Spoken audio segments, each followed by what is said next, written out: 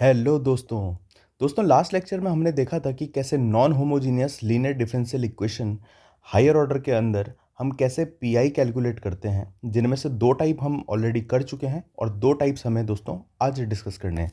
तो चलिए स्टार्ट करते हैं। दोस्तों ये जो होता है आपके पास linear differential equation higher order में होती है, ठीक है। क्यू एक्स यहाँ पर इक्वल टू के राइट साइड में आपको दिखाई देगा जो कोई एक्स का फंक्शन होगा। अगर क्यू एक्स की वैल्यू दोस्तों अगर क्यू एक्स की वैल्यू नॉन जीरो होती है तो इसको हम क्या बोलते हैं, non homogeneous linear differential equation कहते हैं, ठीक है। तो इसके अंदर हम दो टाइप कर चुके हैं दोस्तों, दो टाइप हमें आज करने हैं। अगर दोस्तों हमारे पास जो क्यू एक्स फंक्शन होगा, अगर हमारे पास क्यू एक्स फंक्शन है वो कोई पॉलिनोमियल फंक्शन है, मान लीजिए एक्स स्क्वायर आपके पास है या एक्स आपके पास है या फिर एक्स क्यूब आपके पास है, इस तरह का कोई फंक्शन अगर आपको दोस्तों मिलता है तो उसके लिए हम क्या प्रोसीजर करेंगे, इसका पर्टिकुलर इंटीग्रल फाइंड करने के लिए दोस्तों हम वन अपॉन जो भी फंक्शन हमें डी के फॉर्म में रहेगा, ठीक है, और मान लीजिए यहाँ पे कोई भी एक्स स्क्वायर मान लेते हैं, ठीक है। तो दोस्तों आपको करना क्या है कि जो भी यहाँ पर लोएस्ट डिग्री का जो टर्म होगा उसको हमको दोस्तों यहाँ पर कॉमन निकालना है, ठीक है। क्या करना है, हमको उसको कॉमन निकाल देना है, ठीक है। दो फॉर्मूले आपको तैयार रखने हैं दोस्तों, ये जो इन्फिनिट सीरीज़ हैं जिसके अंदर वन प्लस एक्स की पावर माइनस एक्स अगर आपसे पूछ लिया जाए या वन माइनस एक्स की पावर माइनस वन अगर होता है तो दोस्तों इसका रिजल्ट आता है one minus x plus x square minus x cube plus x power four and so on, right. और दोस्तों इसका रिजल्ट आता है one plus x square plus x cube plus x four and so on, ठीक है। तो चलिए दोस्तों इस टाइप की प्रॉब्लम आएगी तो हम इसको कैसे कैलकुलेट करेंगे, चलिए स्टार्ट करते हैं। एक क्वेश्चन दोस्तों हमारे पास है, find the particular integral of D square minus two D plus three y equals to x square. तो इसका पी आई कैलकुलेट करने के लिए हम इसे लिखेंगे one upon D square minus two D plus three, ठीक है, और मेरे पास है फंक्शन एक्स स्क्वायर। दोस्तों हमें करना क्या है कि मैंने आपको बताया था जो भी लोएस्ट डिग्री का जो टर्म होगा, जैसे यहाँ पर थ्री है, यहाँ पर डी पावर जीरो है, तो मैं इसको कॉमन ले लूँगा। जब कॉमन निकालेंगे दोस्तों तो मेरे पास बचेगा one plus D square minus two D upon three, right. ऊपर बचेगा दोस्तों अपने पास एक्स स्क्वायर। अब मुझे काम क्या करना है दोस्तों, इसको ऊपर लेके जाऊँगा, ठीक है। ये ऊपर लेके जाएंगे तो वन बाई थ्री तो यहीं रहेगा। यहाँ से दोस्तों one plus D square minus का टू डी अपॉन थ्री, इसकी होल पावर दोस्तों माइनस वन हो जाएगी और ये रहेगा इंटू एक्स स्क्वायर, राइट। इसको दोस्तों मैं खोल सकता हूँ इस वाले एक्सपेंशन से, ठीक है, one plus x power minus one से। अब दोस्तों इसको हमें इतना ही खोलना है कि एक्स स्क्वायर, क्योंकि देखो दोस्तों डी का मतलब होता है डिफरेंशिएशन, राइट। डी का मतलब है डी बाई डी एक्स से, तो एक्स स्क्वायर यहाँ पे स्क्वायर वाला टर्म है तो दोस्तों ये डी क्यूब अगर आ जाएगा तो उसका डिफरेंशिएशन ज़ीरो हो जाएगा, ठीक है। तो हम दोस्तों उसको वहीं तक खोलेंगे जहाँ तक उसकी स्क्वायर पावर बनी रहे। तो मैं इसको खोलूँगा वन प्लस, ठीक है, ये क्या आएगा, यहाँ पर माइनस आ जाएगा, one minus D square minus two D by three, इसकी होल पावर वन होगी, ठीक है जी। और फिर प्लस में कितना आएगा, D square plus D square minus two D whole upon three और इसका स्क्वायर। दोस्तों अगर मैं इसको इसके फर्दर सॉल्व करूँगा, इसको आगे और खोलूँगा तो ये पावर क्यूब में आ जाएगा, अगर क्यूब में आएगा तो आपका फिर उसका डिफरेंशिएशन ज़ीरो आएगा, तो उसके बाद के खोलने के कोई फ़ायदा नहीं है। तो यहाँ पर इसको बस इतना ही हम एक्सपेंड करेंगे, ठीक है। चलिए दोस्तों अब क्या होगा, इसको हम सिंप्लीफाई कर लेते हैं, ठीक है, इसको हम सिंप्लीफाई कर लेते हैं। क्या होगा दोस्तों, वन बाई थ्री होगा, ठीक है। एक्स स्क्वायर का मल्टीप्लाई दोस्तों हम हर एक टर्म से करवाएंगे, तो एक्स स्क्वायर का वन से होगा तो एक्स स्क्वायर आ जाएगा, राइट, माइनस का इसका वन बाई थ्री में बाहर रख लेता हूँ। दोस्तों डी स्क्वायर जब एक्स स्क्वायर से मल्टीप्लाई होगा, यानी डी स्क्वायर ऑपरेटर है जिसको दो बार डिफरेंशिएशन करना है, तो एक्स स्क्वायर का एक बार डिफरेंशिएशन टू एक्स आएगा और दूसरी बार टू आ जाएगा, ठीक है। तो ये आएगा दोस्तों आपके पास टू, माइनस का टू रहेगा, डिफरेंशिएशन करना है एक्स स्क्वायर का तो वो टू एक्स आ जाएगा, यानी कि यहाँ पे दोस्तों फोर एक्स हो जाएगा, ठीक है। ये हमारा इतना आ चुका है। प्लस में दोस्तों इसका जब आप होल स्क्वायर खोलते तो ये वाली जो टर्म होती है इसकी पावर टू करने पे डी की पावर फोर हो जाता है, जिसको हमें खोल के कोई फायदा नहीं है, ठीक है, क्योंकि यहाँ पे ए माइनस बी का होल स्क्वायर लगेंगे तो A square plus B square minus two A भी होगा। तो सिर्फ ये वाला टर्म यानी कि जो फोर डी स्क्वायर मेरे पास बचेगा, है ना, फोर डी स्क्वायर बचेगा, और फिर जो क्यूब वाला टर्म आएगा उसका भी हमें कोई काम नहीं है, ठीक है। अपॉन में दोस्तों थ्री का भी स्क्वायर करेंगे तो यहाँ पर नाइन आ जाएगा और साथ में दोस्तों एक्स स्क्वायर हमारे पास बचेगा। इसको हम अगर सॉल्व करें सिंप्लीफाई करना है बस दोस्तों, अब ज़्यादा कुछ काम नहीं है हमारे पास। एक्स स्क्वायर है माइनस का, यहाँ पर इसको मैं अगर फर्दर सॉल्व करूँ तो 2/3 और इसको मैं प्लस का 4x/3 लिख सकता हूँ। ठीक है, इसका दोस्तों 2 बार डिफरेंशिएशन करने का मतलब होगा ये 2 आ जाएगा, 2 4 ज़ा 8/9 दोस्तों हमको मिल जाएगा। अब बस आपको इसको सिंप्लीफाई कर सकते हैं और यही आपका क्या होगा दोस्तों, आंसर होगा। राइट। अगर दोस्तों इस वाले सवाल में हमसे जनरल सॉल्यूशन पूछा जाता, तो जनरल सॉल्यूशन मैंने आपको बताया जो भी non homogeneous linear differential equation होती है जो नॉन जीरो होती है, ठीक है, जिसमें क्यू एक्स नॉन जीरो होता है, उसके लिए हम लोग जो कंप्लीट सॉल्यूशन निकालते हैं वो y equals to C F plus P I होता है। ठीक है, मैं आपको इन वीडियोस में फ़िलहाल सिर्फ पी आई कैलकुलेट करना सिखा रहा हूँ, क्योंकि सी एफ में ऑलरेडी आपको फर्स्ट लेक्चर में बता चुका हूँ, तो आप वहाँ जाके उस वीडियो को देख सकते हैं दोस्तों। दूसरा क्वेश्चन लेते हैं। दूसरा क्वेश्चन हमारे पास है, इसको मैं लिख सकता हूँ d³ minus 3d² plus 2d y is equals to x square. ठीक है, तो वही काम हम करेंगे दोस्तों, 1/fd लिख देंगे, यानी कि d³ माइनस का 3d² प्लस का 2d और दोस्तों हमारे पास यहाँ पर आएगा एक्स स्क्वायर। ठीक है, क्या करेंगे, जो भी हाई लोएस्ट डिग्री का जो टर्म होता है दोस्तों उसको हम कॉमन निकालेंगे, यानी अपने पास 2d को मैं कॉमन ले रहा हूँ, 2d कॉमन लूँगा तो बचेगा मेरे पास 1 प्लस कितना, यहाँ पे आ जाएगा दोस्तों d² और ये आ जाएगा माइनस का 3d और अपॉन में आ जाएगा दोस्तों कितना, 2 आ जाएगा। ठीक है, क्योंकि आप 2d से इसको डिवाइड करेंगे, कॉमन ले रहे हैं, तो फिर यहाँ बचेगा d² माइनस 3d अपॉन 2 और दोस्तों ऊपर चल रहा है हमारे पास x²। ठीक है, वही काम करेंगे जो आपने लास्ट लेक्चर में किया था, 1/2d इसको ऊपर लेके जाएंगे दोस्तों, 1 plus d² minus 3d/2 whole power कितना आ जाएगा, -1 आ जाएगा, साथ में चल रहा है x²। एक्सपेंड करेंगे दोस्तों इसको, ठीक है, 1/2d रहेगा, यहाँ आ जाएगा आपके पास 1 माइनस d² माइनस 3d/2। अगला दोस्तों मुझे स्क्वायर तक इसको लेके जाना पड़ेगा, ठीक है, क्योंकि अपनी पावर स्क्वायर तक मुझे चाहिए, है ना, d² तक मुझे चाहिए इसको, उसके बाद के सारे ज़ीरो कर देंगे तो बाकी आगे खोलने का कोई फ़ायदा नहीं है। ठीक है, चलिए मल्टीप्लाई करा देंगे इसको, 1/2d बाहर से रहेगा, ये आ जाएगा आपका x²।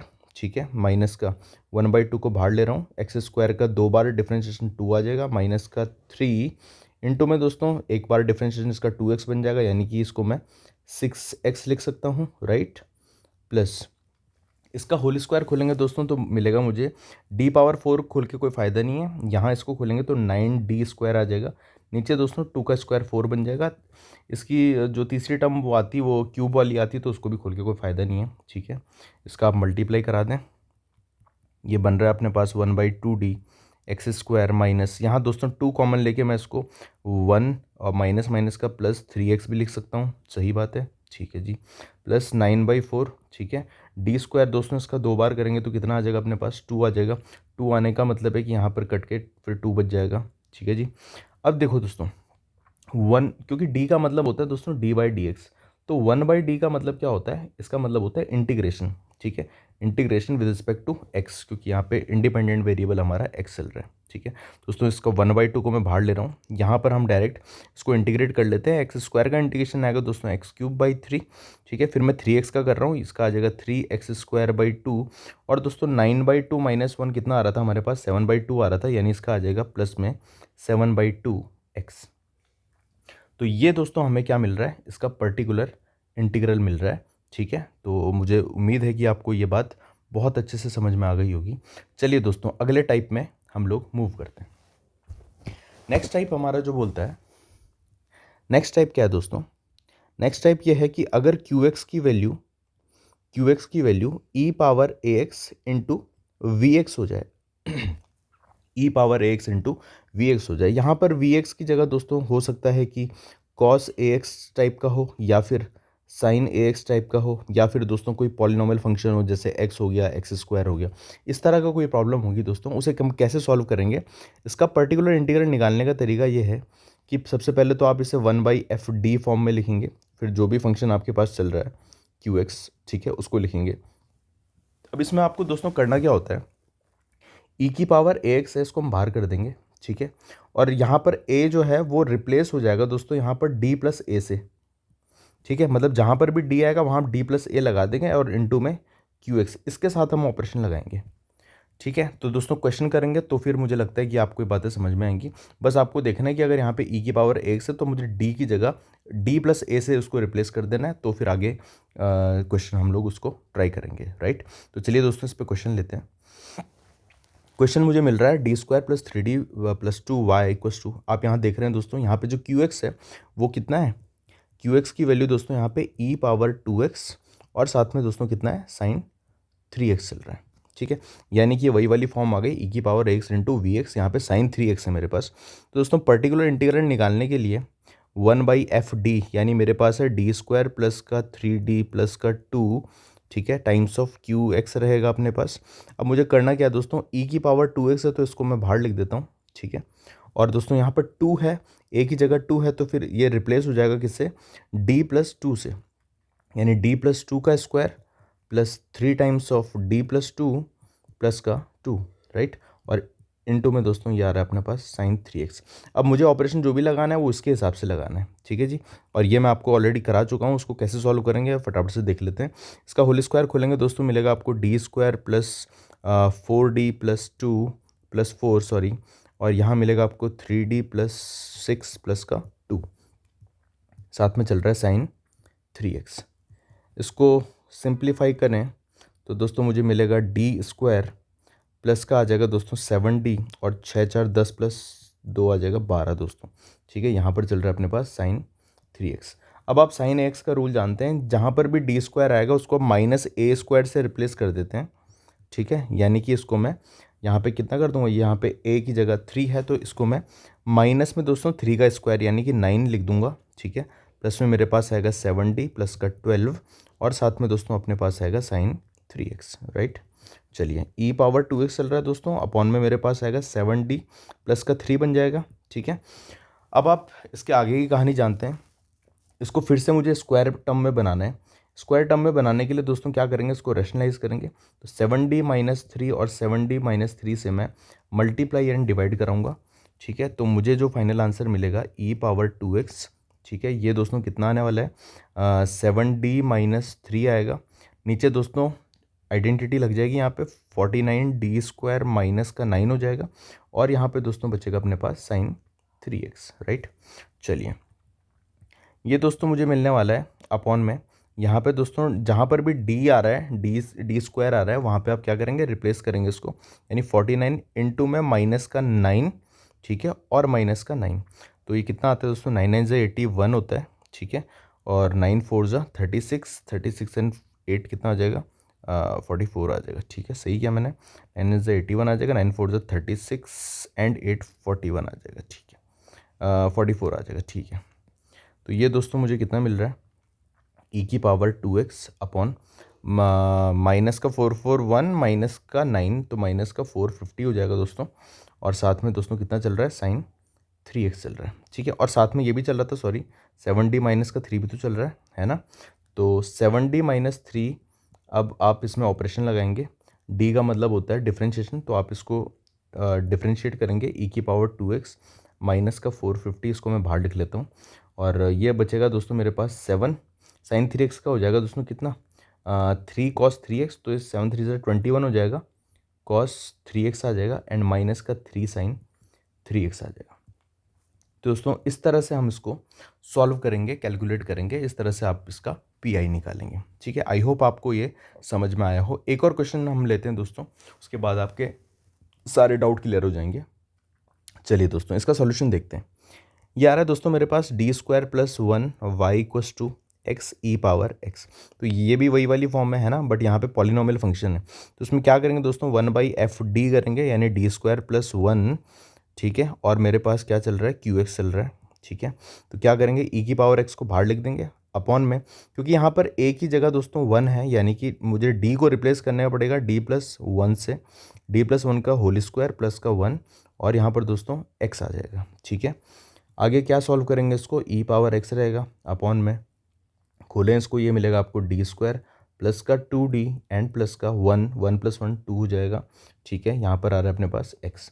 अब आपको दोस्तों मैंने ये बात सिखाई है कि इसके लिए आपको क्या काम करना होता है, जब भी पॉलिनोमियल फंक्शन होता है, जो लोएस्ट डिग्री का टर्म होता है उसको हम बाहर निकालते हैं, ठीक है। तो ये मिलेगा मुझे 1 + d² + 2d/, 2, ठीक है, और यहाँ आ जाएगा अपने पास x। ये दोस्तों ऊपर लेके जाएंगे इसको, e⁻x/2 को मैं बाहर कर सकता हूँ। ये मुझे मिलेगा 1+d² प्लस 2d/2, ठीक है, होल पावर -1 इंटू में x। अब दोस्तों अगर इसको खोलने की बारी आएगी तो इसमें स्क्वायर करेंगे तो फिर d का स्क्वायर करेंगे तो 0 हो जाएगा। तो स्क्वायर तक नहीं करेंगे दोस्तों, इसको यहीं तक खुला रखेंगे हम, यानी इसका एक्सपेंशन जो हम करेंगे तो उसे हम 1 - d² प्लस 2d/2 बस इतना ही खोलेंगे। स्क्वायर करने पे आप जानते हैं कि 0 हो जाएगा, तो आगे उसको बढ़ा के कोई फ़ायदा है नहीं, ठीक है। तो ये आएगा अपने पास e⁻x/2 मल्टीप्लाई करेंगे x -1/2 को बाहर लिख रहा हूँ, d² का 0 हो जाएगा दोस्तों, और साथ में 2d का कितना आ जाएगा, 2 आ जाएगा, राइट। तो यहाँ पर 2 बचेगा आपके पास, 2 से 2 कैंसिल हो जाएगा। तो जो फाइनल आंसर मुझे मिलने वाला है वो e⁻x -1/2 है, ठीक है। तो ऐसे हम दोस्तों पर्टिकुलर इंटीग्रल फाइंड करेंगे। इसका कंप्लीट सॉल्यूशन बनेगा y = CF + PI, y = CF + PI, ठीक है। दोस्तों यहाँ पर हमारा टॉपिक जो है वो कंप्लीट हो रहा है। कौन सा वाला? लीनियर डिफरेंशियल इक्वेशन, वो जो कांस्टेंट कोफिशिएंट वाला जो क्वेश्चन है दोस्तों, वो हम लोग सारे कंप्लीट कर चुके हैं। पूरा टॉपिक हमारा कंप्लीट हो चुका है। नेक्स्ट टॉपिक दोस्तों जो आएगा वो लीनियर डिफरेंशियल इक्वेशन, वो जो वेरिएबल कोफिशिएंट वाली जो डिफरेंशियल इक्वेशन होती है, उस पर हम दोस्तों आगे काम करने वाले हैं। आपको ये वीडियो कैसी लगी आप कमेंट बॉक्स में ज़रूर बताएं, ठीक है। आप मेरे चैनल को सब्सक्राइब कर सकते हैं दोस्तों, ठीक है, कि आपको इस तरह की और मज़ेदार वीडियोस लगातार मिलती रहें। और आप मेरा टेलीग्राम चैनल भी ज्वाइन कर सकते हैं, जिसको मैं इसकी लिंक मैं आपको डिस्क्रिप्शन में दे दूँगा। थैंक यू सो मच दोस्तों, आज की क्लास को यहीं ख़त्म करते हैं।